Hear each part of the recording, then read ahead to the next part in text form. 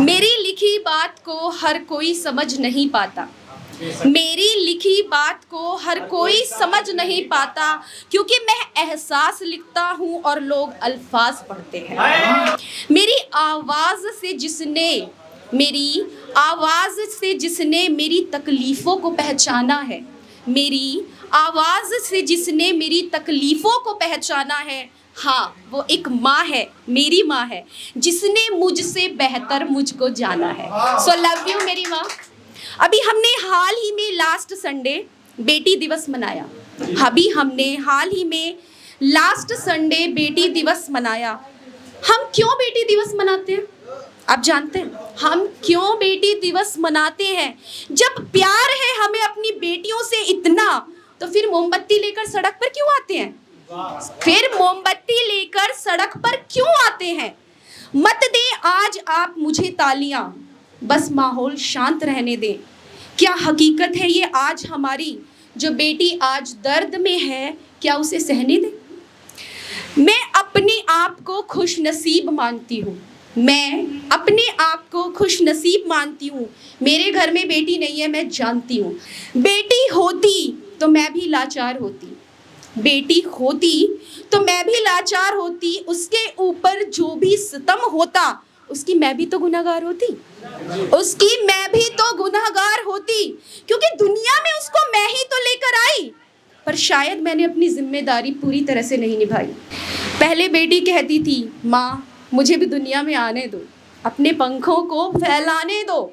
लेकिन आज वो सहमी आवाज में मुझसे कहती है कि माँ कुछ ऐसा करो कि मैं अंदर ही पल जाऊं। जब बाहर समाज का राक्षस मर जाए तभी बाहर आऊं।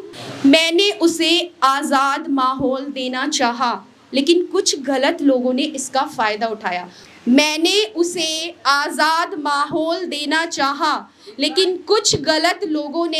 फ़ायदा उठाया। अपनी गलत मानसिकता का परिचय समाज से कराया। अपनी बेटी जिगर का टुकड़ा होती है,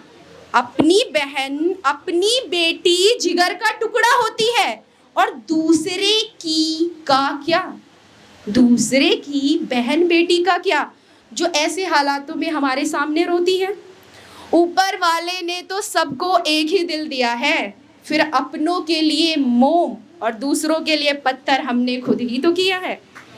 हम क्यों नहीं अपने बेटों को अच्छी परवरिश देते?